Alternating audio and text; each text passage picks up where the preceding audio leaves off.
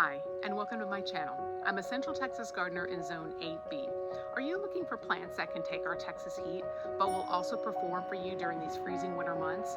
Well, in today's video, I want to share some native and well-adapted plants that are evergreen or semi-evergreen and still thriving after our first freeze of the season. All right, so here is a magnolia tree, and this is a little gem variety.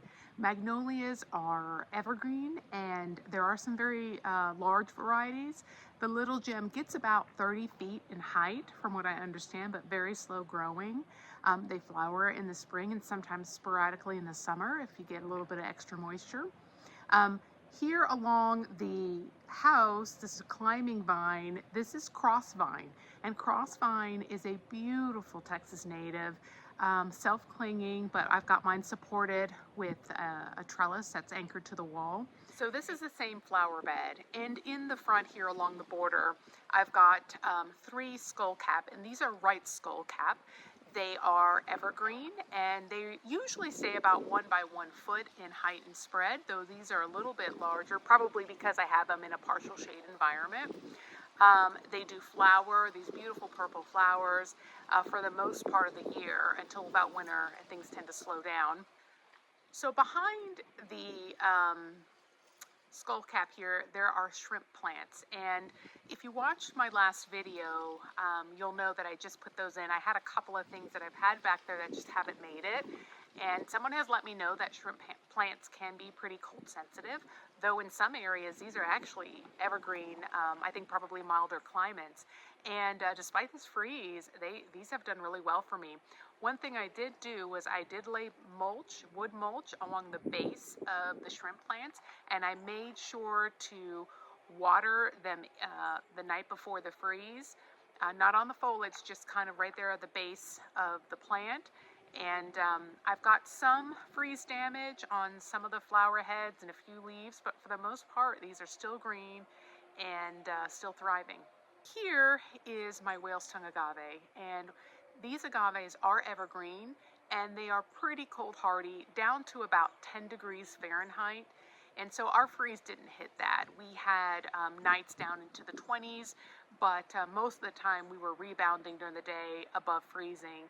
And so, but if it gets in the teens, I tend to go ahead and cover it with something like some plastic or something, especially if it's going to get wet and it's going to be in the teens. But other than that, I mean, it's doing great. And I've got another one in the front landscape. This is Winecup, and this is a sprawling evergreen plant that blooms primarily in March and April, though I get sporadic blooms on these all the time. This is a great plant to use as a potential ground cover.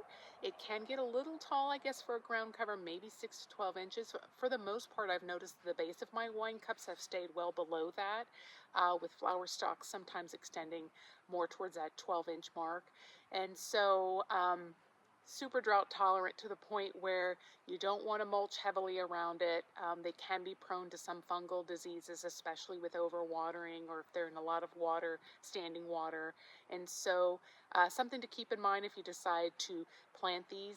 They do really well from seed. Sometimes transplanting them from another area is tough, like with a lot of our xeric plants, because they have that really long taproot. So those can be tough to not break that taproot in the process of transplanting, and then they just don't do well.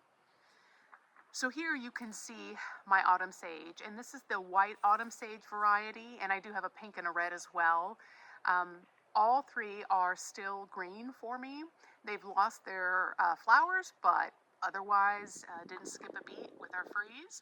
Behind it here is a blue century yucca, and I've got several varieties of yucca. They're very great drought tolerant plants. Need good drainage, like many drought tolerant plants do, but it is out here. I'm not putting it in the greenhouse. It's going to stay out all winter, and they will do fine. So this area here is roughly about 230 square feet, and it looked very different a couple of years ago. I finished off this bed by removing the sod last winter using a root slayer shovel, and then I laid down some hardwood mulch and got some plants in, and I wanted to highlight a few of those plants that are still green right now. So this is Santa Lina, and it is such a cute little shrub. It gets about 1 to 2 feet in height and about 3 feet in spread. So probably a really nice border option for a landscape bed. Does best in full sun, which I don't have it in, so it's not doing a lot of flowering for me, but it's still just lovely in all its greenness. So this is a Jerusalem sage, and it is also an evergreen, and it kind of has these sort of fuzzy leaves. It can get pretty large, about 4 to 5 feet in height and spread. This one's still pretty immature because it just got put in the spring. It has these beautiful yellow flowers when it's blooming, but really well adapted for our area with the heat and the drought. This is a pineapple guava, and this is a large shrub that can be trained as a small tree. Gets about 15 feet in height and spread.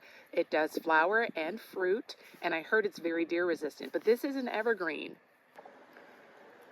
So here is my skeleton leaf goldeneye, and this is a really drought tolerant plant, one that needs very good drainage. It does bloom with these sort of showy yellow daisy blooms. I don't know that this is traditionally an evergreen, but it has remained green for me so far. We have had freezing temps overnight, but have remained above freezing most days. So we'll see how it does through the rest of the winter. So here I have Damianita, and I have not talked about this much on my channel, probably because it gets swallowed up by this prairie coneflower here, and I have another one of these Damianita on the other side, but this is an evergreen, well-adapted plant to our area. It gets about 1 to 2 feet in height and spread, and as you can see, it's flowering. So here I have Texas mountain laurel, and this is a shrub that can be trained into a small tree. It gets about 8 to 15 feet in height and spread. It flowers early spring through about April. The flowers are beautiful. They're purple. They smell like grapes. They draw lots of pollinators. The seed pods are toxic if ingested by humans or pets, so just something to keep in mind there. So below the Texas mountain laurel here is silver pony's foot, and this is an evergreen ground cover that can get, I heard, up to 6 to 12 inches in height, but generally it stays well below 6 inches. Gets a very decent spread and can be used as a way to sort of choke out weeds. This is a volunteer actually for me. I didn't plant this here, but I'm hoping that I can maybe forego my mulch in this whole area, because this will just sort of grow and help me with water regulation and keeping the weeds out. This is the silver pony's foot is also a really beautiful plant to have trailing over containers. So lots of really great ways to use that. Next segment, I wanted to share some landscape design that I've seen in a couple of model homes. And these are pretty standard lots, about 0.2 to 0.25 acre lots, so pretty standard suburban lot. And they've done, I think, a really good job of reducing the amount of sod they had to put in by creating this very large landscaped bed. It's kind of like a peninsula, and it sort of extends off into some foundation plantings. But I think it looks really clean and just pleasing to the eye with the nice curve.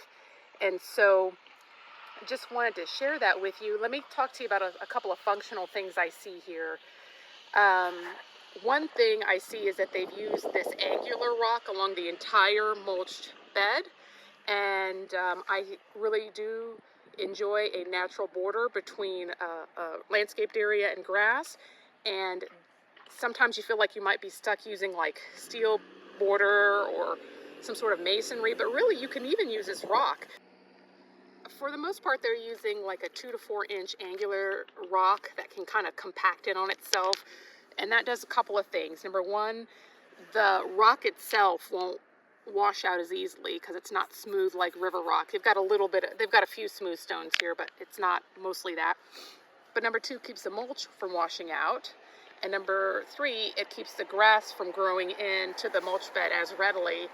I will say that I don't know what type of grass this is, but if the grass spreads by rhizomes, it'll probably make its way in no matter what kind of border you put in. But I thought this was a really cool border option if you're looking for a little design inspiration. I like how they just, broke up the big sea of mulch by using more rock in the middle of the mulch, using a boulder. Here you can see they've got a few native plants. There's red yucca, there's dwarf Yopon holly, but then they've got some non-native things here. I see that they've got Laurel petalum, which I've not done well with in our alkaline Central Texas soil. Just doesn't retain its color as readily, I don't think, and it kind of struggles. They've also got Nandina here, which is like bulletproof for our area. Really, it is, but can be very, very aggressive and in some cases invasive to the area. So, you don't necessarily have to use these plants. You can fill a bed like this full of natives and really have a much more drought-proof yard.